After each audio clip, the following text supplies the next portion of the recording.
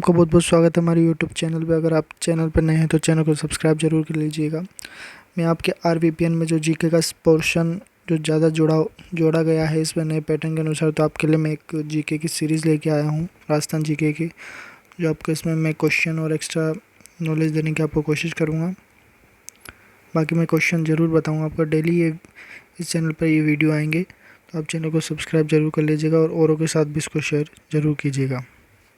सबसे पहले क्वेश्चन पर हम आते हैं कि बीकानेर राज्य की स्थापना किस वर्ष में हुई थी। तो मैं आपको बता दूं कि जो बीकानेर राज्य की स्थापना हुई थी 1488 में, 1488 में हुई थी। कई जगह आपको 1465 भी देखने को मिलेगा, तो वो भी आंसर आप टिक कर सकते हैं। और मैं आपको बता दूं कि जो इसकी स्थापना की थी, राव बीकाजी ने इसकी स्थापना की थी। ठीक है, आपको ये भी एक ध्यान रखना होगा कि राव बीकाजी ने इसकी स्थापना की थी। ठीक, और 1949 में ये राजस्थान में मिल गया था। ठीक है, विलीन हो चुका था राजस्थान। ठीक, अगले क्वेश्चन की ओर चलते हैं कि अव्वल और बवल समझौता 1453 में किसके बीच हुआ था। तो मैं बता दूं आपको कि जो अव्वल और बवल समझौता हुआ था ना, हुआ था राणा कुंभा और राव जोधा के बीच हुआ था।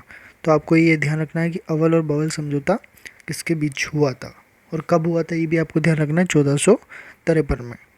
ठीक, हम चलते हैं अगले क्वेश्चन की ओर कि गणेश्वर सभ्यता किस जिले में पाई गई। ठीक, तो आपको बताना है गणेश्वर सभ्यता। आपने सभ्यताओं के नाम सुने होंगे, अगर किसी ने नहीं पढ़ा है तो पीली बंगा सभ्यता, काली बंगा सभ्यता, ये सब आपको मैं धीरे धीरे जैसे क्वेश्चन अपडेट होंगे मैं आपको बता दूंगा। तो सब इसमें जो क्वेश्चन है गणेश्वर सभ्यता किस ज़िले में पाई गई है, तो आपको बताना है। तो इसका आंसर है सिक्कर। सिक्कर ज़िले में गणेश्वर सभ्यता पाई गई है। ठीक है, अगले क्वेश्चन की ओर चलते हैं। ये है, अकबर द्वारा किस राजपूत शासक को सबसे ज़्यादा मनसब शपथ हजारी दिया गया था। तो आपको बताना है कि अकबर ने किसे मनसब शपथ हजारी दिया था। तो मैं आपको बता दूं कि राजा मानसिंह को सबसे ज़्यादा शपथ हजारी मनसब शपथ हजारी दिया गया। और उसके बाद सेकंड नंबर पर पूछे तो सेकंड नंबर पर राजा बारमल है। ठीक, इन्होंने अपनी पुत्री का विवाह अकबर के साथ किया था। ये भी आपको ध्यान देना है। और कहाँ का था, कहाँ पर किया था, सांबर। ठीक, सांबर जगह है जहाँ पर इन्होंने अपनी पुत्री का विवाह अकबर के साथ किया था। और भरतपुर के निम्नलिखित शासकों में से किस जाट ओडिसियस भी कहा जाता है। तो आपको बताना है कि भरतपुर का वो कौन सा शासक है जिसे जाट ओडिसियस कहा गया है। तो महाराजा सूरजमल को जाट ओडिसियस कहा गया है। ठीक है, अगले क्वेश्चन की ओर चलते हैं कि राजस्थान के निम्नलिखित में से कौन सा शासक वंश यादव वंश का है। तो यहाँ पर आंसर लगे हुए हैं। मैं आपको बता दूं कि आपको ध्यान रखना है कि भाटी वंश जो यादव वंश का शासक है। ठीक है, यादव वंश से जुड़े हुए हैं ये।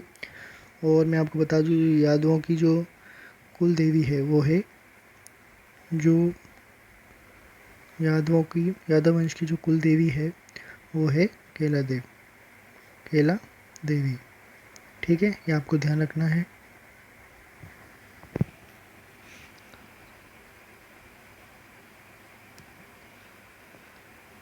और राजस्थान में राठौड़ राजवंश के संस्थापक कौन थे।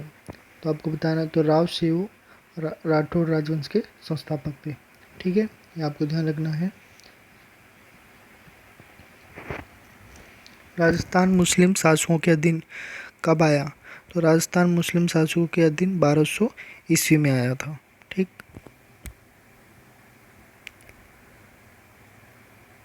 अगले क्वेश्चन को चलते हैं कि राणा उदय सिंह द्वितीय के अलावा वो कौन से एकमात्र शासक थे जिन्होंने अकबर के सामने झुकने से इनकार कर दिया। तो ये इसका आंसर है राव चंद्रसेन राठौड़। इन्होंने जो द्वितीय के राणा उदय सिंह के द्वितीय के अलावा वो एकमात्र ऐसे शासक थे जिन्होंने अकबर के सामने झुकने से इनकार कर दिया था। तो आपको ध्यान रखना है राव चंद्रसेन राठौर। अगर पहले पूछें तो आपको ये ध्यान रखना है राणा उदय सिंह द्वितीय। राजस्थान में 8वीं से 10वीं शताब्दी तक किस राजपूत वंश का आधिपत्य था? तो यहाँ पर आपको ध्यान रखना है कि प्रतिहार वंश का 8वीं से 10वीं शताब्दी तक राजपूत वंश का आधिपत्य था।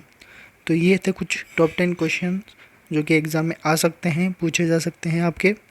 तो मैं आपको बता दूं, अगर आप नए हैं तो चैनल को सब्सक्राइब जरूर कर लीजिएगा। मैं ऐसे ही कुछ क्वेश्चन आपके लिए अपडेट जरूर करूंगा। ये मैंने एक जीके की सीरीज़ चलाई है ताकि आपको लिए बेनिफिट हो एग्ज़ाम के लिए। औरों के साथ भी इसको शेयर ज़रूर कीजिएगा, और अगर कोई दिक्कत आई हो तो माफ़ कीजिएगा।